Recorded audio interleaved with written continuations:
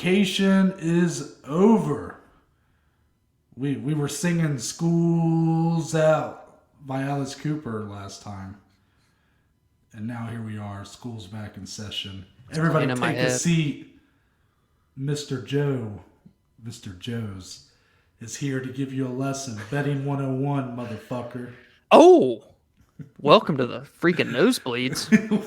Sheesh. Yeah, coming right for your throat. I came right at the nose, baby. We have a week off, and Noah's ready to go bonkers this week. Woo! So Dominic, we're back after the little bit of a layoff. No event, no UFC, no Bellator, PFL, 1FC last weekend. So we just, chilled out. We posted a vlog, so make sure to check that out if you haven't yet, of our trip to Columbus for Blades versus Dawkins.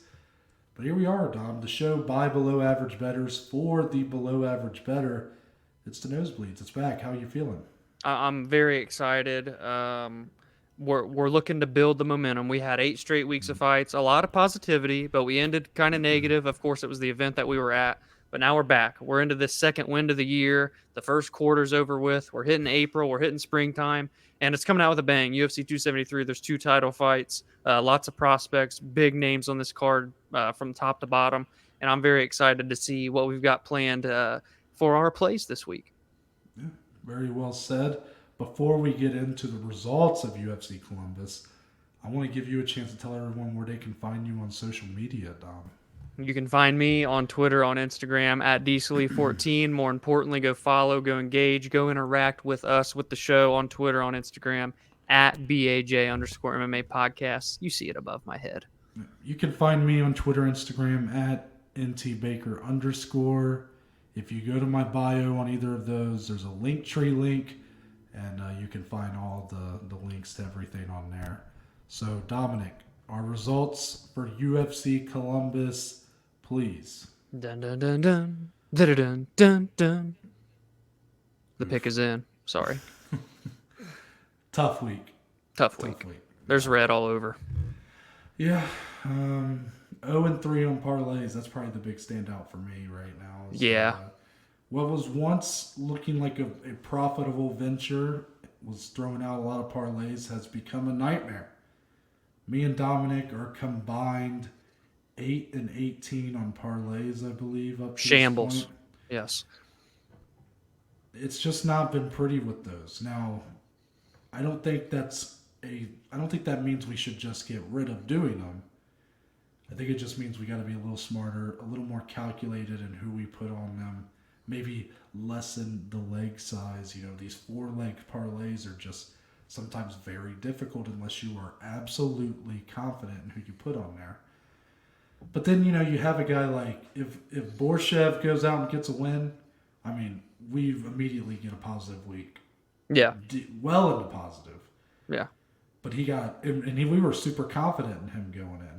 Yeah, dull performance. And he got smashed by Jacasey. So because of that, one of my parlays, the big one, Moneyline parlay, fails. And your Borshev by finish fails as well. Would you like to tell the story about the Call of Duty player? Wait, what? You were online playing Call of Duty, and a player was looking for some advice. Yes, Noah. So very awkwardly, I was playing COD, and someone was asking in between rounds, what are any sports bets going on this weekend? And I shouted, Vyacheslav Borshev be a finish, plus 120. And he goes, what? He's like, he has no idea. I thought I was speaking a different language.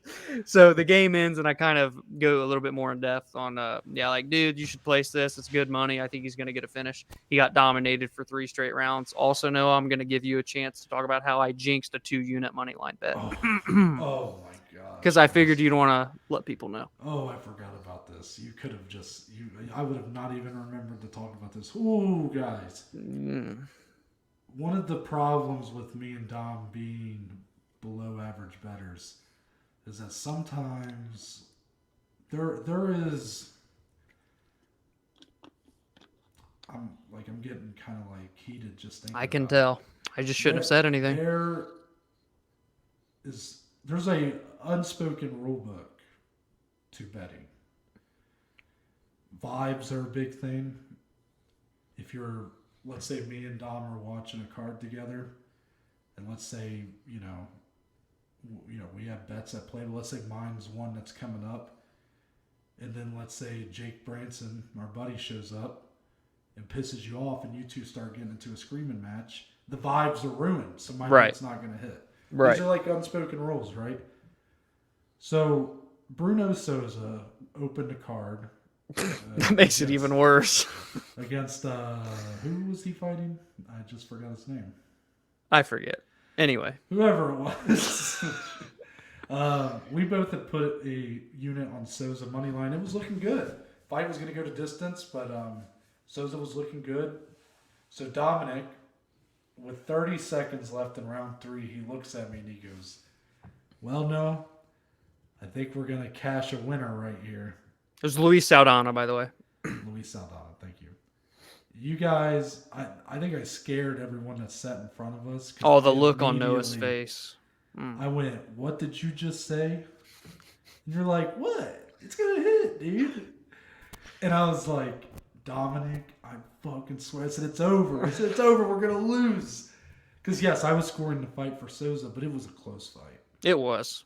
Most people scored it for Souza, by the way. But who did the judges score it for? Of course. Saldana.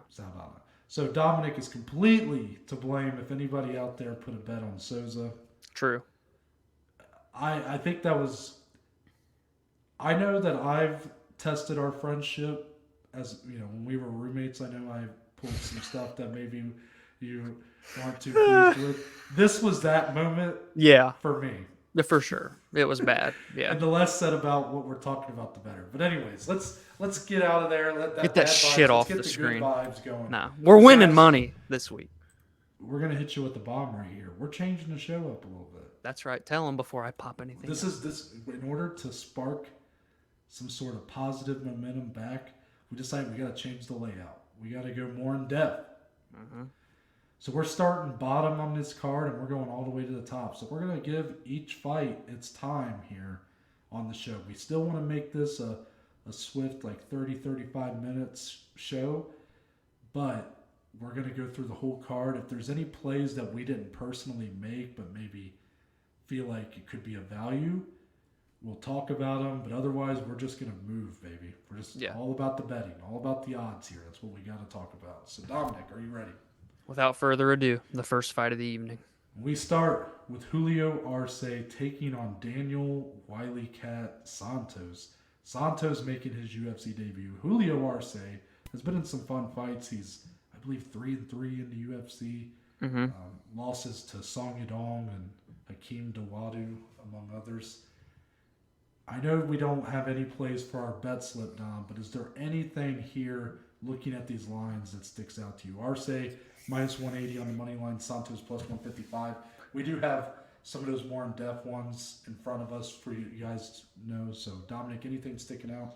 Truthfully, I just think it's like the money line here for Arce is more so, in my opinion, like the name value, honestly. And like we've seen him more in the UFC, more experience, been in there with tougher opponents. But it's not to say that Santos can't come in and literally make a dog victory to start off the UFC 273 card. I think both guys are well-rounded. There are good odds for both.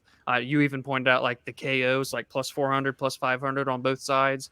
For guys that are dogs and they like to have scrappy fights, that's always worth a tiny bit of a sprinkle, in my opinion. But yeah, to me, it's just that money line being minus 180 is because of the name value rather than the skill set. And that could, of course, prove me wrong. And I like Julio Arce, but Santos just there's more to kind of prove here and get that big name under his belt.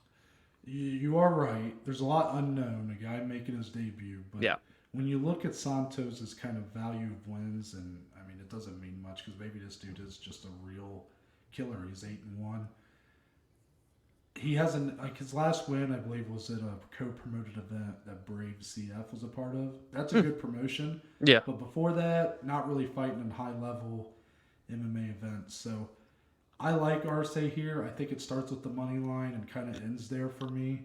Minus 180, I know it's not the prettiest thing to put anything on, but I think Arce is too mixed in his mixed martial arts to really pick a finish one way or another. If you want to go KO, TKO, you have that plus 400. But also plus 400 is a submission.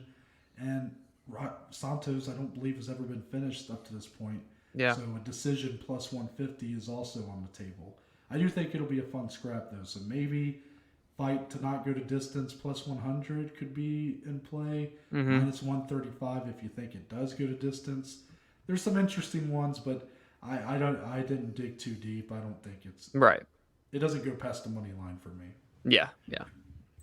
Following that, we do have some action on this one. Piera Rodriguez taking on Kay Hansen.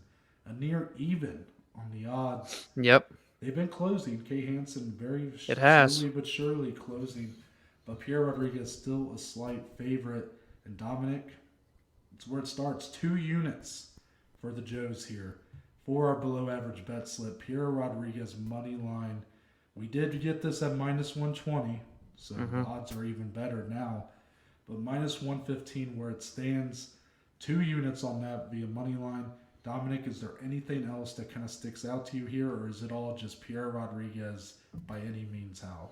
Yeah, I think for this fight, you go money line or nothing, to be honest. I mean, maybe you sprinkle a decision, but like for Rodriguez, she's finished 5 out of 7, and I know Kay Hansen's super tough, but I could see Rodriguez potentially finishing this fight, but I'm not confident enough to place money on it. But I do really like what I saw from Rodriguez on the Contender Series. She's a former LFA champion. She's undefeated. I like Kay Hansen. I'm glad she's back at 115 pounds. I think that's where she belongs. She's still super young, though, man. I just think there's a lot of growth to be made, and this is still just a very tough stylistic matchup for her. I'm very excited for Piera's debut following the Contender Series.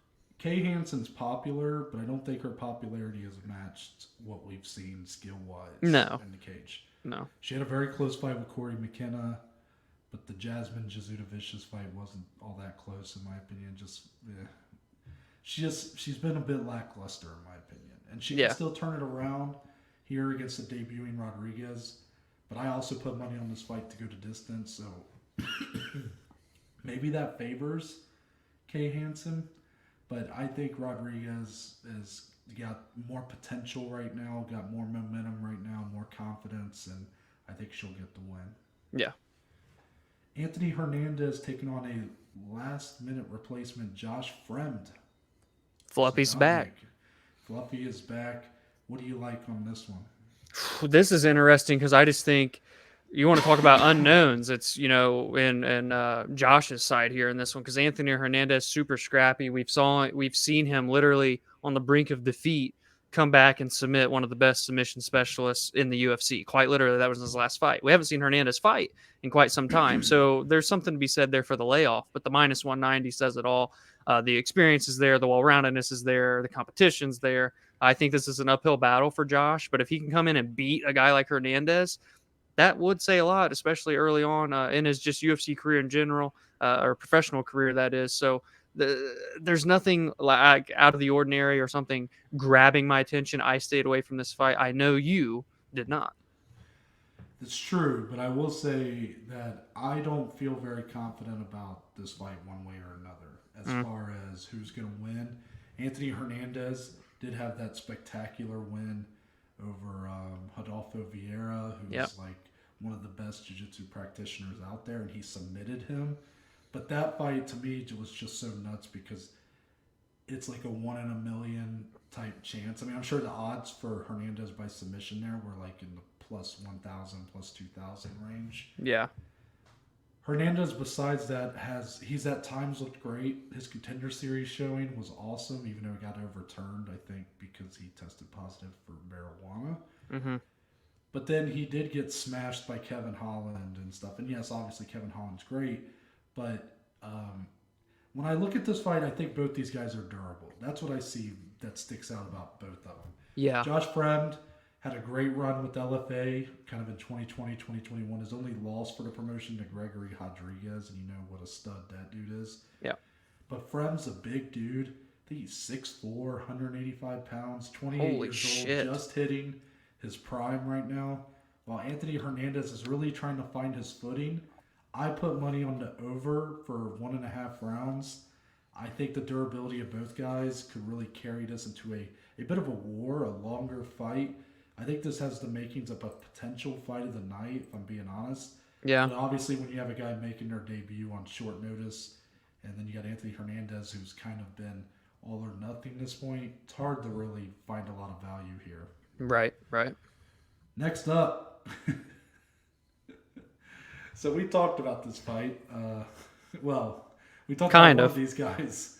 Aleksei Oleinik can't find a fight. Find this man a fight, damn it. Yeah. And yet, the fight they got him is somehow even less intriguing than what we had before. Now he's taking on Vanderaa. And hey, it's our pick'em fight of the week. Hey. The fight with the closest odds as it stands. Both guys at -110. A true pick'em in every sense of the word. I mean, Dominic, what's there to really say about this one? We didn't put any plays on it, but do you feel either which way strongly? I don't like this fight at all, really, in general, from like a viewing perspective or a betting perspective. I will say, though, as I'm looking here to my right, I mean, Oleinik at plus odds for a submission. I mean, dude, the guy's got like 80 of them in his career. That's so It's funny like, that I just thought the same thing. it's crazy. And for Vanderaa, even like he's at a plus 165 for a KO. Oleinik's been knocked out 3 straight times in the first round. Like, there's value for both of those hits right there, in my opinion. But I'm just not confident enough in either gentleman to even win this fight, which is crazy. Like, what is it going to be, a draw, Dominic? What are you thinking? But yeah, there's value. I didn't touch it. I'm tempted to do what I did. Little last minute. Latifi Oleinik fight, but do it as like a hedge this time, Yeah. a true Yeah. hedge. That Oleinik by submission at plus 150, Vanderaa by knockout at plus 165 is tempting. But also, what has Jared Vanderaa really done to prove to me that he could knock out Oleinik? Yeah. Like, he's had a lot of submissions in the UFC, or excuse me, decisions in the UFC. Yeah. He's been super lackluster. I mean, he's really a middle of the road heavyweight. Yeah. The question is, can Aleksei Oleinik even take a punch anymore? Yeah. The guy's 46 years old. It's over 60 professional fights. It's coming to an end. Oh, it 3 is. straight losses via finish. But can he get one more? I think he can, but this also could be a super boring decision. Oof, and yeah. that's why I kind of am avoiding it altogether. I don't want that fight to be the reason that I lose us money. Money. You know what I Right. mean? Right. Following that, Mickey Gall. It's your boy. Mickey, he's so fine. Mickey. You blow my mind. Hey, Mickey. Yeah. Okay. He's taking on Mike Malott, the Canadian, making his UFC debut. Dominic, I feel pretty confident in Mike Malott on the money line here. Look, I know, Mickey Gall. We watched that man beat up CM Punk back in the day. We had such high hopes for him. Yep. And he's kind of fizzled out. He is who he is. He wins one, he loses one. And Quite literally. Technically, he should win by the, the pattern. Yeah. But what I saw from Mike Malott on the Contender Series, I'm sorry. That man's explosive. He's dangerous. He can do it on the feet, and he has really good submissions. Yeah. The only question with Mike Malott, Dominic, is did we just see like a really good showing, but is that going to be the norm for him? Because that fight was like 40 Yeah, I think it was like seconds. 39 seconds. Yeah. Mike Malott had his first loss, his only loss professionally, to Hakeem Dawodu in 2014 at World Series of Fighting. Yeah. Following that, he did have one fight for Bellator that ended in a draw. That was September 2015. Yep. Since that fight, he's 3-0 in professional mixed martial arts. He's only fought 3 times since September 2015. I don't like that. Only twice since 2017. He fought for Cage Fury in 2020 against Solomon Renfro, another guy that I really liked from the Contender Series who didn't get a contract. And on the Contender Series. Both those fights since his sort of comeback, because I believe he kind of retired or he was sort of taking up more of like a coaching position at his gym. But both those fights, neither one's went past the 2-minute mark. So there's a lot unknown. But from what I've seen, the guy's got great submissions, great hands. He's explosive. I don't know if Mickey Gall is good enough to really hang with a guy like this. Yeah, it's crazy. Malott coming in at minus 195 in his debut against a guy in Mickey Gall who has so much UFC experience, been in there with a lot of good competition. Malott has a 100% finish rate, 7 wins, 3 knockouts, 4 submissions. But Mickey Gall's only been finished once in his 4 losses, and the others have all went the distance, obviously, inside the UFC with good competition. Funny enough, the only finished loss he has is Diego Sanchez. So Diego Sanchez, greatest of all time. Anyway, this is an interesting fight, and I know you've been like a real.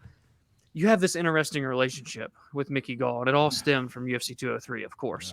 So yeah, Malott, when you come into the Contender Series and get a 39-second statement win, the expectations, like you've set the bar pretty high for yourself. But this isn't an easy debut by any means. No. So again, I stayed away from this one, but I'm actually looking forward to seeing how this plays out because Mickey, again, with his pattern, should win this fight. Not that that means anything at all. But Malott, probably at this point, more upside. 30 years old, making his debut, but a very explosive, fun guy to watch. I think it actually is to his benefit that his activity was not really there up until now, where he's. And you don't hear that much because he hasn't really taken the damage.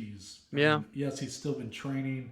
He's still been learning and improving on his game, but more in a coaching capacity. So I actually think it could weirdly be to his benefit. The thing is, Dom, it's just so hard to really evaluate these Contender Series guys when they come over. Yeah. Sometimes they look so good, but they're fighting other guys that aren't technically in the UFC. Right. So how do they look once they actually fight UFC level competition? That's the question. I've been wrong about this before. My very first bet was, I forget the gentleman. Joseph Holmes. Joseph Holmes. And that one did not go well for me. Yeah. So here I'm doing it again with Mike Malott on the money line. I think I like it, but Mickey Gall's a tough guy. He's a tough one to count out. Right when you think he's like done, he kind of comes back. I was going to say, well, do you, and just in general, quickly, do you like this as a debut fight for Malott though? I do. Yeah. Again, it's not an easy one, but I think Mike Malott, if he is who I think he is, like talent-wise, it will show. I think that a win, like he could go in here and really spark some interest with a big win over someone who has some name value in Mickey Gall. I like it. Next up, Aspen Ladd taking on Raquel Pennington, 2 top 10 women's bantamweights who have been flirting with women's featherweight, but they come back here to fight in their rightful division. Dominic, how are you feeling for this one? Yeah, so this one's interesting. This is, I guess, the second play of the show, but the first one I've kind of discussed here, and it's just I took Aspen Ladd money line. Actually got in on it at plus 165. The line's closed just a little bit. She's plus 155 now. I get it. Raquel Pennington's on a 3-fight win streak. She looked really good in her last one. She got a submission win over Macy Chasson. It's a great win, but it was 145 pounds. Again, don't know why that happened there. I mentioned it on the podcast episode. Go check it out, by the way. Shameless plug. But I'm just surprised that Ladd is this big of an underdog. It's kind of not – it doesn't relate to my Paul Craig bet when he was plus 160 because he was on a huge win streak, a lot of momentum. Aspen Ladd's complete opposite right now, quite frankly. If I'm literally, putting her value probably could not be lower. Couldn't be lower, truthfully, unless she loses this. But I just think that I still have this small glimmer of hope. And I told Noah this on the podcast preview. And this could very well be the very final time. This is the first time ever, obviously, that I've gotten to bet on Aspen Ladd. And it could be the very last. But if she comes out and wins against Pennington, I just think there's value there at that big of an underdog. I'm willing to take the risk because if she can come in on Friday morning and make the weight, Raquel Pennington's taking this on like 2.5, 3 weeks notice. I think this is a winnable fight for Ladd to not only just get back into the win column, but to prove like if I can keep my weight misses in check now. I'm still young into this game, and she's right there, Noah. She's a fresh matchup for a title. She could win one more and be in there. So this is a big fight for her. I'm going Aspen Ladd money line. I disagree with the one fight and she's in there because I just think her values, her ranking would tell you that, but I don't think the value is there right now. But that's the only reason I'm not in on it. It's the because there's 2 battles she has to win here. Yep. Not only is a surging Rocky one of them, but before that she's got to win on the scales. So yep. Moving on from there, Jairzinho Rozenstruik versus Marcin Tybura. Here on the prelims, getting top 10 matchups. I mean, a lot of value on this card as a fight fan if you just want to watch. Get your bang for your buck. True. But Rozenstruik does come in minus 155 as of now. Tybura plus 135. I was big on Rozenstruik money line. I got it at minus 150. Really, Tybura, it's kind of that striker grappler. This is what Dominic was talking about on the podcast episode. To me, though, Tybura has struggled to be that same kind of grappler when he's going up against technical strikers. Sure, when he's fighting Greg Hardy, he looks a little bit better. But against Alexander Volkov his last time out, he just didn't even show any sort of willingness to even take that fight to the ground. It's inconsistent. Yeah. It was crazy. Now, Rozenstruik, this could be a time for him to readjust after that Volkov loss, come back out with a better game plan, but I don't know. I don't know if he's going to do it. I think Rozenstruik is a much underrated striker in that heavyweight division, and even though, again, he struggles when he's going up against guys like Gall or Curtis Blades, but I don't necessarily think that this guy's just going to get taken down easy by Tybura, because Tybura is not near the grappler that Curtis Blades is, and dare I say even Cyril Gane is, even though the way he lost, I still think offensively speaking, Tybura is not that guy. Yeah, I actually like your money line pick on Rozenstruik. I was close to doing the same. I was actually also close to taking him by knockout. It was plus 120 at the beginning of the week. It's since closed to plus 110. But to still have him at plus odds for a knockout, he's finished, I think, 10 of 11 or 11 out of 12 via that method. Tybura has been knocked out before. I think there is value there. Just didn't lay it this week. Doesn't he just seem like a guy that goes to decision more often? And I think it's because his losses are usually via decision. That's the thing. Like, well, outside of the Francis Ngannou one, his losses have been that way. But when he wins, like, he knocks people out, man. So it's odd. I didn't think about that. You know, Tybura.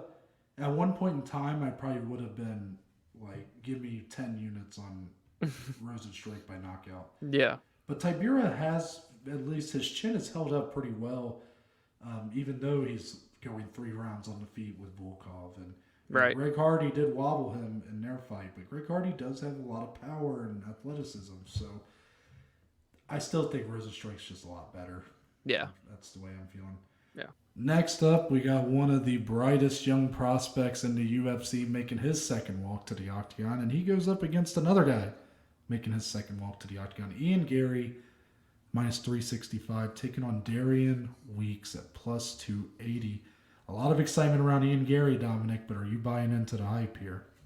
We are. Both of us are, actually. But, I just think it is an interesting fight. His debut was not perfect by any stretch of the imagination. He faced adversity against Jordan Williams. He was losing the round, but the combination he landed to get the knockout was absolutely beautiful, perfect, damn near. So here against Darian Weeks, I just think Garry has just been in there against better competition. You know, he's been in Cage Warriors. He's undefeated, finished 6 out of 8. Obviously, I just feel like the upside is more so there. Darian Weeks definitely lesser known, and I think he can make it scrappy. I think, hell, he could always pull out an underdog win. That's what it's about in MMA. There's always a puncher's chance, but I like Ian Garry here, Noah, and I'll kind of let you enlighten people on kind of how we are utilizing him this week. Well, Darian Weeks doesn't have much before his UFC debut, but I would argue Brian Barberena is tougher than anybody Ian Garry has fought up to this point. True. But that's a fight Darian Weeks lost. So, you know, you can say it's a good loss, but is there really such thing as a good loss? I mean, let's be honest. Yes, we both are putting money on Ian Garry, but we are not taking that minus 365. We are putting it into it'll be the first leg of what's going to be a 4-leg parlay. Yes. Did we learn our lessons from Columbus? Maybe. But I think this is a pretty good parlay we're going to have together. So it's the first of 4 legs, all money line parlay, and we'll talk about the other 3 as they come up. Yep. Following that fight, Dominic, Vince Pichel taking on Mark O. Madsen. Weird. Randomly getting added to the main card. Yeah. So bit odd. The odds kind of tell you that story where it's like kind of not knowing where to go one way or another. Minus 130 as it stands right now for Pichel. And, you know, I kind of agree with the odds. Marco Madsen's a guy a lot of people are excited about. But he's 37 years old. That's the problem. Yeah. He's a former 2016 silver medalist. So the guy has like a great background in wrestling. But, you know, he's kind of underwhelmed, in my opinion. He's won. But, like, his fight with Clay Guida was a lot of fun. but like he was kind of getting beat up by Clay Guida. He won that fight via split decision, Yeah, and I kind of thought Clay Guida might have won that fight. I think I Clay agree. Guida is like a legend, but if you're struggling to beat Clay Guida, I don't know how much further you're really gonna get Yeah, at this point. Pichel, like I don't necessarily have a gauge on him one way or another, but one thing I loved for this fight was for it to go to distance. Marco Madsen, Pichel, both durable guys, but neither guy all that aggressive or all. And that's the big key I've been trying to learn with these is if a fighter is super aggressive, that's a big problem. I'm watching some of these fights, and even if these people that typically go to decisions, they just shoot out like super fast. I'm like, oh my god, it keeps me like it keeps my heart rate up for all 3 rounds. It's like, man, I don't need that. Yeah. Here's a fight where hopefully I can relax a little bit. Minus 165. Sorry, couldn't really read the green highlight there. Minus 165 for this fight to go to distance. And I really like that one. Besides that, though, like picking a winner or a loser here, I mean, you can miss me with that. Yeah, exactly. Next up, Mackenzie Dern comes back to take on Tecia Torres, number 5 versus number 7. The odds very close for this one, considering Torres has been on a 3-fight winning streak. Mackenzie Dern showing a lot of holes in that first main event loss of her career. So, Dominic, what's your play for this one? Yeah, so the odds in this fight have been really back and forth all week. It's been all the way down to like a minus 110 pick'em. Mackenzie's jumped up to like a minus 125. It's back to minus 120 here. But there was one constant that I just loved, and I couldn't get away from it. Listen, ladies and gentlemen, if you haven't heard, Mackenzie Dern's world-class jiu-jitsu specialist. She has 11 wins in her career.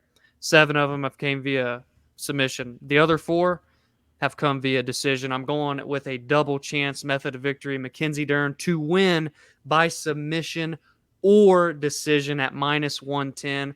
Look, the difference between her money line and this is not much, but if I can get slightly better odds on the way that I see she's going to win, because watch, you wait and see she's going to get the first knockout of her career. I can just feel it brewing already. But truthfully, I think Mackenzie Dern will bounce back. I think she gets back in the win column. It's not going to come easy against Tecia Torres, but I think just as the fight goes on, I lean more toward Dern.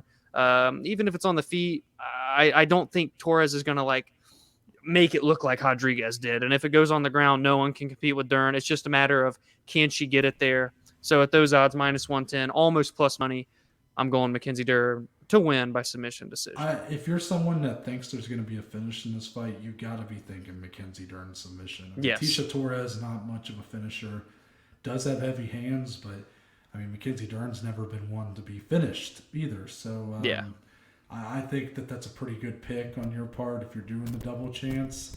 I just personally didn't feel strongly enough about either woman to even get that far. Right. Now we get to the bread, the meat and potatoes, the bread and butter. And actually, I'm going to start with a question, Dominic, before we even get into these 3 fights. Okay. Because it's been a big story, how hugely stacked these odds are in our favorites' favors. Khamzat Chimaev here is a minus 525. Petr Yan in the co-main event, minus 490. And Alexander Volkanovski in the main event, minus 720. I mean, just absurd. Crazy. My question for you, out of these 3 fights, let's look at the 3 underdogs. Gilbert Burns, Aljamain Sterling, Korean Zombie. Who is being the most... Actually, this is a betting show. Whose odds in your opinion, have the most value as a potential dog of the week on them? Oh, shit. Like I knew you were going to ask that question. If you had to bet your life that one of these 3 underdogs is going to win, and you can take into account the odds at play, you're going to have better odds for one than the other, but who has the best chance of causing a stir? I'm going with the biggest one on the card. I'm going Korean Zombie plus 500. Still disrespecting. I know. Champ Volk. I know. It's crazy. I don't see Chimaev losing. I really enjoy the Petr Yan Sterling fight, but I think he gets it done over the course of 5 rounds. Yan, that is. I think he's phenomenal. And Volk, like Korean Zombie's more well-rounded and he's shown it more. So it's not like a terrible matchup. The odds are so heavily in Volk's favor, in my opinion, because one, this wasn't like the initial title challenger. They kind of just threw him in. People were like, does he even deserve it? He beat Dan Ige, Zombie, that is.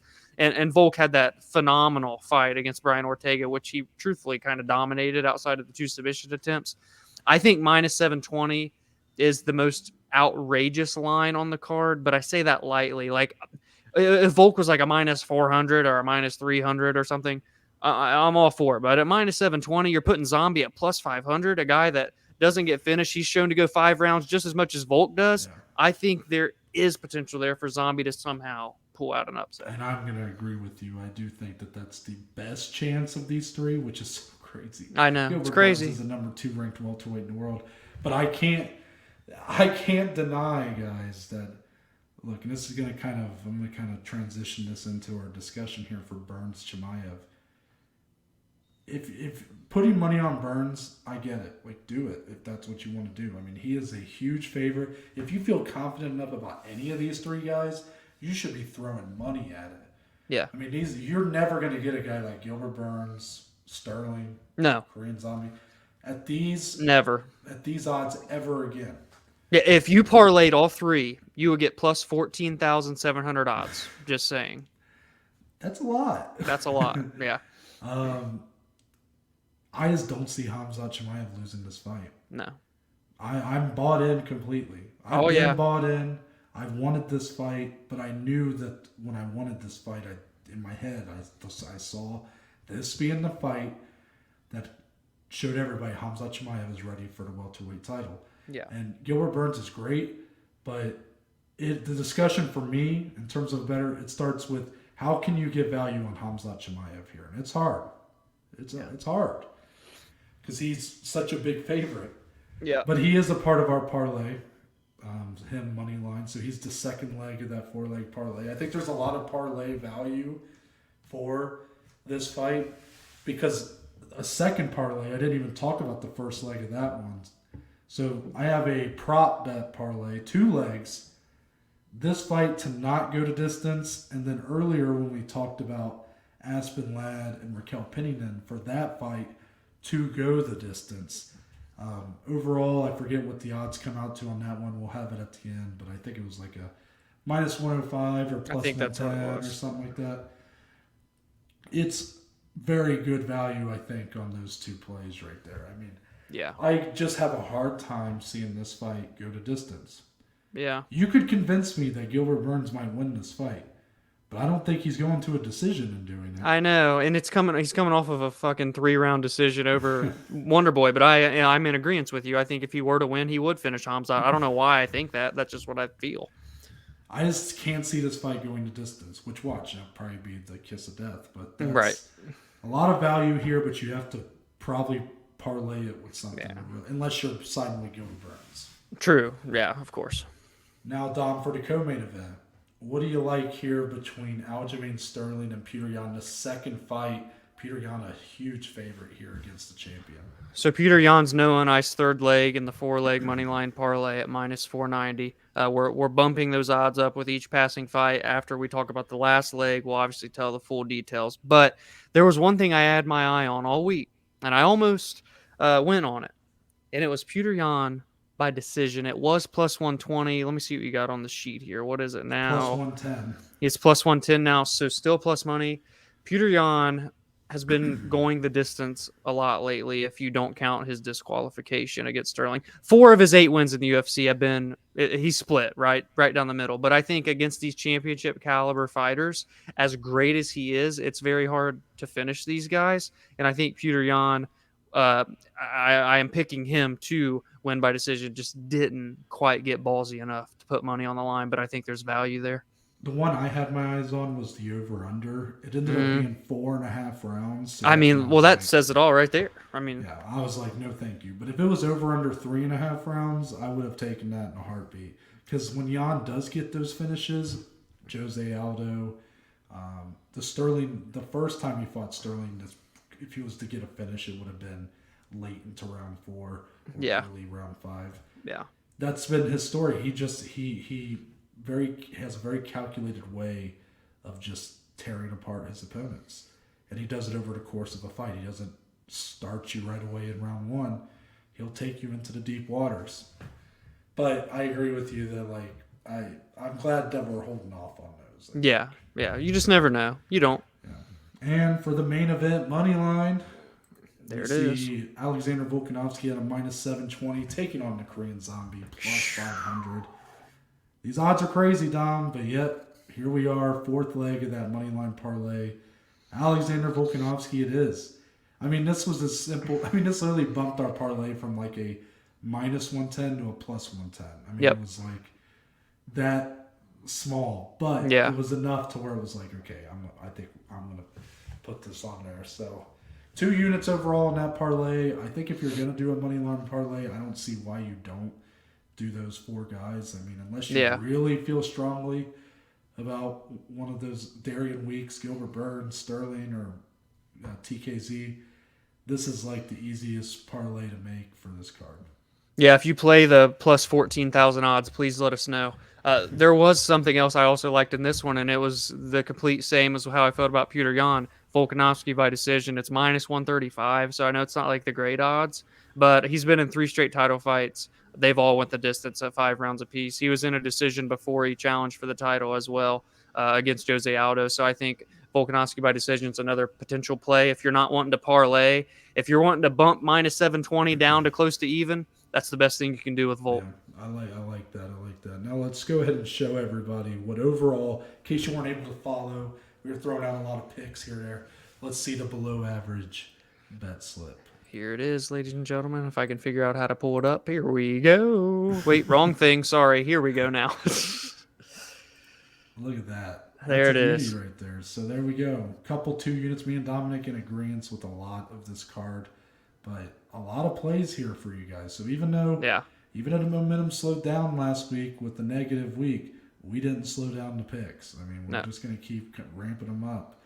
So let us know what plays you're making for this card. Was there any hidden values, any hidden gems that we missed out on, anything that we're overlooking or underlooking perhaps? Make sure to let us know. But Dominic, I think that's it. We're out. We'll be back next Friday for another Nosebleeds. If not, if you want to check out the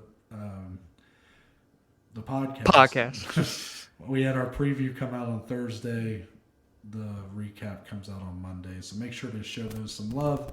But that's it. Dominic, we're out. We'll see you guys on Monday.